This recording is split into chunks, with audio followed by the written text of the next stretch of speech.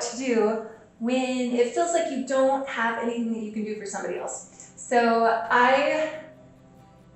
right now, it's a little bit stressful because my mom's husband is, his name's Earl, and he is on his way to the hospital because they're going to do a hip replacement, you know.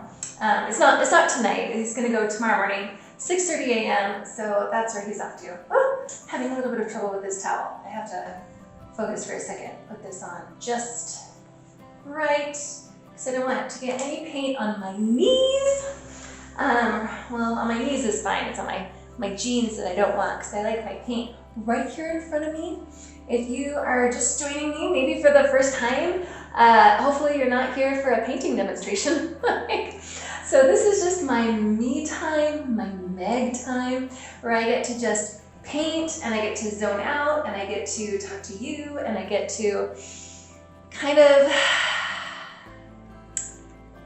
refresh what's been going on and purge all of the stresses and the emotions that went along with my week. And this is my therapy. This is what I do. Like I used to dance. I used to do lots of kind of dancing, but ballroom specifically. And it was awesome and I miss it very much. But I have since learned that painting has been able to fill the void that dancing has left. And so that's what I do. That's what I do every week. My husband takes our 4 kids. Right now they're at ballet. And, well, not all 4 of them because I've got 2 little babies in diapers and they do not go to ballet, but they go hang out at Amy's house while the 2 older girls go to ballet. Anyway, so that's where my husband is right now. And this week has been just full of regular, normal stuff. My mom and her husband, of course, dealing with his hip replacement that he's got going on. And we are still adding on to our house, which has been super fun. Like, it is a little bit like, ooh, stressful and a little bit loud, a little bit bingy with the workers and stuff, but it has been so fun. We're really excited. And there has been a little issue where we didn't realize that the garage, the second garage that we're building on, is going to be like a good 4 or 5 inches lower than the other garage. And this new garage is also going to have an entrance into the house. So we weren't expecting that. We didn't know that was going to be part of it. It wouldn't be a really big deal at all. It would just be a step up to both places if you can step. But for me, I cannot step. And so it's an issue. We're trying to figure out what kind of ramp to put in right there. And so that has been something that we are dealing with because we don't know if the ramp should go down into, like, if we should go to the platform first, or if we should go straight like 2 short ramps, or if we should do a platform to the other garage and then do a ramp from there and then do a ramp down. Anyway, it has been a little bit of a question that we were not expecting of having. And so if you have any ideas for me, just shoot, just write those in the comments right there. I will love to see them. But that's something that we've been dealing with, and maybe I'm seeming like I'm rambling right now, but when I think of ramps and wheelchair accessibility, I think of my mom. And my mom she's the best. Like, she's been hanging out with her husband while he's been struggling with the things that he's dealing with his hip. I mean, he's just been in so much pain. He was like the Energizer Bunny of humans. They got married a little bit ago, like 5 or 6 years ago. And I was like, Mom, you're never gonna be able to find somebody as enthusiastic as you. You're never gonna be able to find somebody who is, as fun as you, as, energetic and all of that. And he's just the Energizer Bunny. Like, he just has it all. He's still in a band. He's like 87 or something. He's still in a band. He plays the upright bass and the ukulele and the banjo and pretty much anything with strings. And he's pretty awesome. And so, but he's, dealing with that hip replacement, and my mom has been hanging out with him, just like a good human would. And just like she did with me, when I was first paralyzed, my mom was my friend. In fact, we would joke. I would joke to her. I would say, you know what? Like, you just wanted to come to Earth as my mom so that you could get in on this. Like, you could get in on this whole, paralysis thing. You just wanted to be a part of it, And she's so funny. She's like, yeah, that's it. That's what I wanted. And when I was paralyzed at first, my mom she was always there with me. She was always there with me. I started this out with, I know what to do when it feels like we can't do anything. And I do. I do know what to do when it feels like we can't do anything, because I live a life of trial that really no one can help with, like people don't know how to help me. And even if people would like to try, like I don't even know what to tell them sometimes. I don't know what to tell them or how they can help me or anything. And so anyway, in the very beginning, my mom was just with me. She was just with me, just taking the heat in a refiner's fire that was never built for her, which is exactly what she's doing right now for her husband. She's taking the heat in a refiner's fire that was never built for her. And when I was in the hospital, so I lived in a basement apartment type thing in my parents' home. I had already lived there. I already lived there when I was paralyzed. So I was paralyzed when I was 22 years old. And so I was living there in this apartment in my parents' basement, okay? And it was attached to the house, but it was on the bottom floor. However, it had a walkout entrance on the front door. And it came out to just some stepping stones that went all the way up to the sidewalk, okay?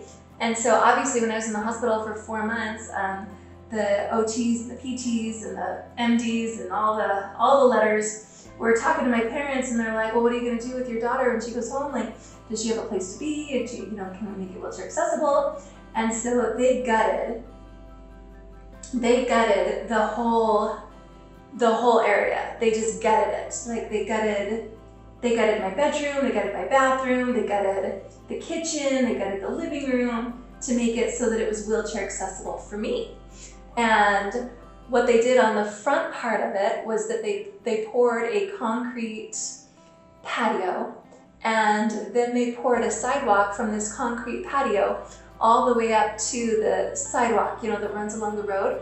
And I say up to the sidewalk that runs along the road, just like the Bible's always saying, as we went up to Jerusalem. That's because it was on a hill is what I hear, go up to Jerusalem. So they poured a sidewalk from the patio, the little porch, from the very front of my front door, all the way up to the sidewalk, because it went up a hill also. It wasn't terribly steep, but it was definitely upwards. And my mom did not, she really, just the humility of this trial is extensive. And when I say that, I mean it extends to other people who are with me. It's a very trying trial to have, just because it's not socially acceptable. It's not people are not oh my gosh, I hope I'm in a wheelchair when I grow up. No, nobody's saying that. And so it's really humbling to be in a wheelchair, and it's really humbling to be with a person who is in a wheelchair. And it was very humbling for my mom at first, and maybe it still is, I don't know, but definitely at first. And so she did not want this sidewalk that went from my newly poured patio all the way up to the main road sidewalk. She didn't want that pathway to look like a straight shot, like a disabled person who lived there. So instead, she had the concrete poured in such a way that it looked like a disabled person could never live there. And so she had the concrete tiles going they went, straight to the right, and straight to the left, straight to the right, and straight, and sidewalk. That's how it went. And it was so, she succeeded. She succeeded in having it poured so that it looked like a disabled person could never live there because it was like all like windy and serpentine and stuff, and it was challenging. Anyway, I didn't really mind. I didn't know. And it was I'm much more prideful than anyone else in this world. Oh, I try not to be. We're still trying. Anyway, so ooh, I like that wing. So when my mom poured this sidewalk, and then when I came home, I was very weak. I came home from the hospital at 97 pounds, and I'm 5 foot. I'm on the taller side of 5'6". I'm almost 5'7". And so 97 pounds is like pretty scrawny, pretty wimpy, pretty weak. And I was all of those things. I was pretty scrawny, pretty wimpy, and pretty darn weak. But I'm a diehard, and I would try really hard to exercise and grow my strength. I would turn on Bon Jovi. It's my life, it's now or never. I'm gonna live forever. Okay, you can't sing that without singing it passionately because it's so amazing. And so I would turn that song on and I would practice transfers from my bed to my wheelchair, from my bed to my wheelchair, with that song blaring, it's my life, it's now or never. I would try so hard to figure out being in a wheelchair. It was so challenging. It was so challenging on so many levels. And I went out to this serpentine sidewalk that was on my front door, well, just out my front door, and I would practice on that. I would push all the way up, which was very challenging, and I would come all the way back down at least once a day. Like, I was trying really hard to get the hang of this new wheelchair and my new body and just my arms and everything about it. And my sister was going through a very serious trial herself at this time too, and she had just gotten divorced. And so now she was living at home with my mom also. She was living in another part of the house, but she would go to work, and her little son, Kale, would hang out with me. And they would say that I was babysitting Kale, but we all know that, Kale was babysitting me. We know that's what was happening, and he was my little hands, and he was my little legs, and he would push me. I'll never forget the day that he learned, because he was just 2, I'll never forget the day that he learned that I was on wheels and maneuverable. We were in the library, and he was over on the one side. He's like, Meg, come here. Meg, come here. Meg, come here. Meg, come here. And I was ignoring him because I didn't want to go over there. And finally he stopped, and I'm like, good.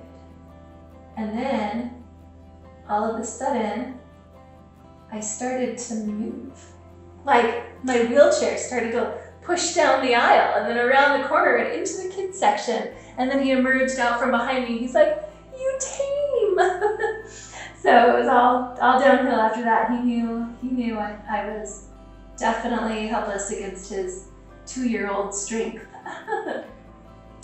But he was always cheering me on, always helping me, and he was pretty irreplaceable at that hard time in my life.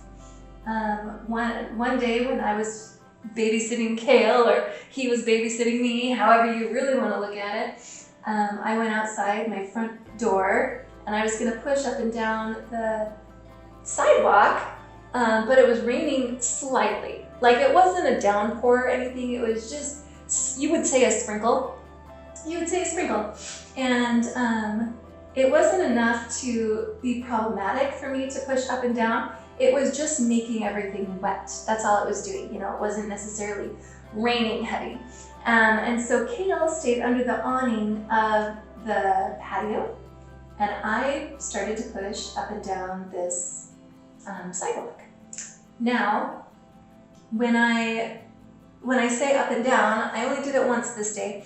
I pushed all the way up this sidewalk, and I got to the main sidewalk that was by the road, by my mailbox and stuff, and then I turned around to come down. Now, you would probably think that coming down is a whole lot easier on a wheelchair because, hello, you're on wheels. And in a lot of ways, that is very true. You definitely go faster. You definitely don't need, the brute strength to push yourself forward or maneuver yourself forward. However, in some ways, it is a little bit harder because when you're going up, you can push and then rest, and then push and then rest. But when you come down, you have to hold your wheels the whole time. Like you can't rest. I have to burp.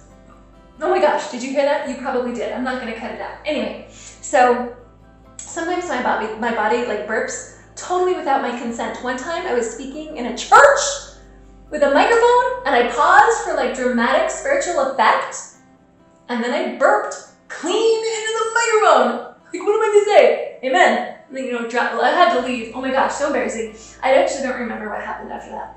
Anyway, where was I? Someplace wonderful. So as I'm coming down the hill and I'm holding onto my wheels just as tightly as I can only let up on one side of the wheel, on one wheel, to turn. So I'm holding it really tight like this, and I'm coming down and I'm letting up like on the right side, and I'm turning to the right a little bit. And then I'll let up on the left side and I'll turn to the left, And that's how I'm maneuvering all the way down to where Kayla is, back at the patio by my front door. And I'm at one of the last turns, and I come a little bit too close to the edge. And this is hard for me. I mean, I weighed 97 pounds when I came home from the hospital, and here I am, pushing up and down this sidewalk that's not a big deal to me now, 20 years later. But at the time, this was like a really big deal, physically. And I didn't really have a lot of strength to do it. And I got, on this very last turn, I got a little bit too close to the edge. And when I got a little bit too close to the edge, I actually went off the edge. I made my little tiny caster wheel, like the little wheel on front of my wheelchair, I made it go off the edge of the sidewalk. And it was just teetering over what would become a flower bed eventually, but at the time was just this big patch of dirt that had been sprinkled on by the sky, and so it was this big mud puddle. And so that's where I was, teetering over this mud puddle as I'm holding onto my wheels just as tightly as I can. And I am just like, I don't have the strength to back up. I don't have the strength to like turn myself. I don't have the agility or the knowledge or the experience in a wheelchair to know how to easily like remove myself from this situation. And it was like, oh my gosh, and I'm holding myself and I'm like, oh my gosh, and I could barely breathe. 97 pounds, I had just been on a ventilator for the last 3 months, and I'm like, and I was like, I'm gonna fall in this mud. And I did, I touched my little caster wheel to that mud, and then it sinks into the mud. And then my wheelchair dumps me out into the mud. And then it lands on top of me, squishing me further into the mud. And I am there, squished in the mud. My wheelchair fell on me and like fell to the side. I'm there in the mud, paralyzed as quadriplegic in the mud, and my little 2-year-old nephew just comes running. Meg, you okay? Are you fine?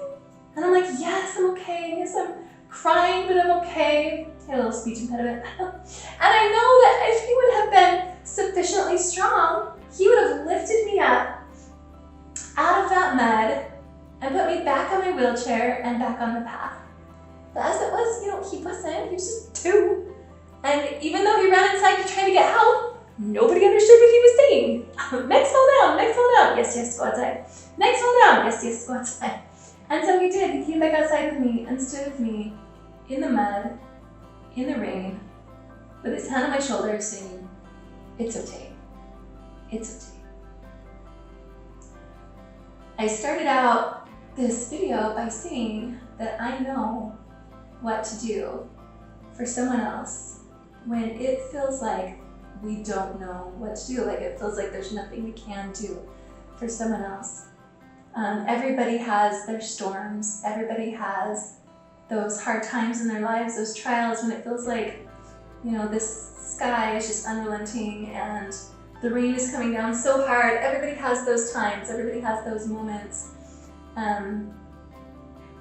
But if you're willing to join someone else in their storm, even though it's not meant for you, it's not your trial, it's not your storm, but if you're willing to sit with them in their storm, no matter where their storm is, maybe it's at their house, maybe it's at their job, maybe it's, just as you go outside and just hang out with them, just as on a walk or something. It's like you join them in their storm, in their rain, in their mud, with your hand on their shoulder saying, it's okay, it's okay.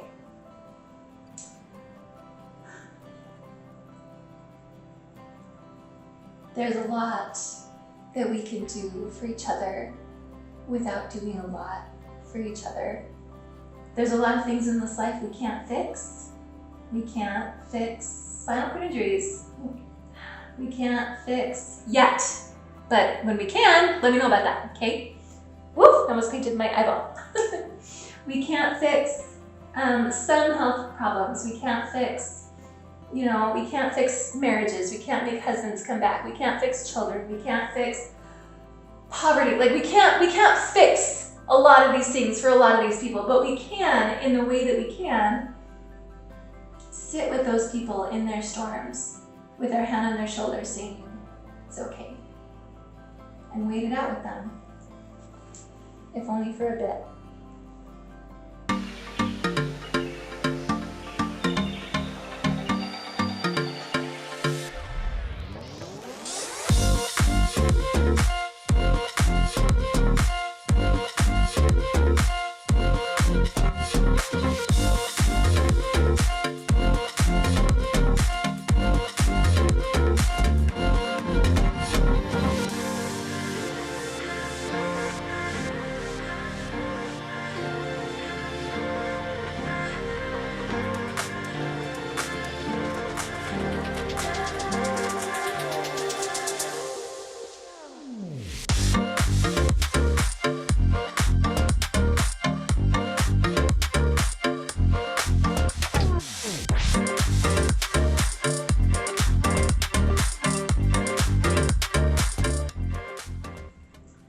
So there you go.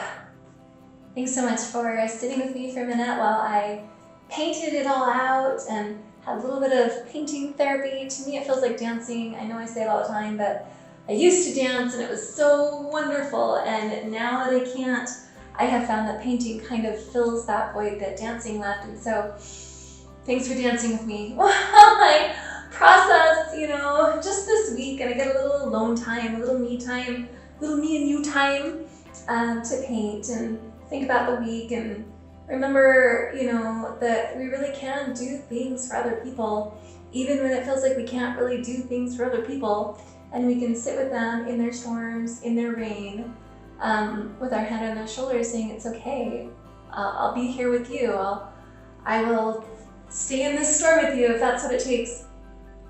I painted a hummingbird because as I was thinking about the sidewalk that my mom had, I think I paint all over my face, but the sidewalk that my mom had poured for me in that house that I lived in with my family when I was first paralyzed. What I didn't tell you, and of course I haven't told you lots of things because I only told you, a couple of stories, but the summer before I was paralyzed, I was walking, because that's what I did before I was paralyzed, from that same front door up to, I was gonna go to my car, and I walked like halfway and I picked a flower, a lily from the flower garden. Not the one that I fell into later, just one that was adjacent to it, nearby anyway. And I picked a lily because I was gonna go see my friend in a play and I wanted to give him a flower after the play, okay? And so I picked the lily and then I saw a hummingbird fly like to the lilies. And I held really still because it was really cool to see, and this hummingbird was right by me as I was holding this lily that I had just picked. And then the hummingbird went from flower to flower, and then it came into my flower. It came into the lily that I was holding, and I could feel the buzz of its wings. And it was a really cool moment when I got to be with that hummingbird. And then of course I was paralyzed that next March. But after I came home from the hospital, hummingbirds kept coming to my house, kept coming to my window. And I live in northern Utah. Like, we don't see hummingbirds a ton. We do see them a little bit, but not like a ton. But there was a ton coming, so much so that my visitors would be like, oh my gosh, you have a ton of hummingbirds at your house. And they wouldn't just come to my house, they would come to my window, and they would like fly next to my window, like trying to come in my window. It was crazy. So to me, that was a pretty cool experience and a pretty cool moment at that time. I've learned that, I think it was, I don't know, some culture thinks that hummingbirds represent miracles, and for sure they represent hope and peace and just all kinds of goodness. So when I was thinking about what I should paint today, as I was thinking about the ramp that we have to put in our new house and the sidewalk that my mom poured for me when I was first paralyzed, I thought of the hummingbird, and I thought of people who sit with me in my storms. And it's not their storm, they're just, getting wet and muddy in my storm with me, trying to help me, bringing hope to me, bringing miracles to me, bringing just really cool experiences to me in my storms. And I can do the same for other people, and so can all of us. So I just want to name my hummingbird Hope. I don't want to name it, I don't know, I do think it's kind of beautiful. But beautiful Hope. This is our beautiful Hope hummingbird. And I like that it's kind of at the flying backward kind of a look, where it's like checking out what's in front of it, what's going on in the front, just sort of hovering there and just sort of hanging out with you. He's not going anywhere. He's here to stay. He's gonna hover through it with us, through our storm. So thanks so much for watching. Thanks so much for painting and dancing with me, and hopefully I see you next week.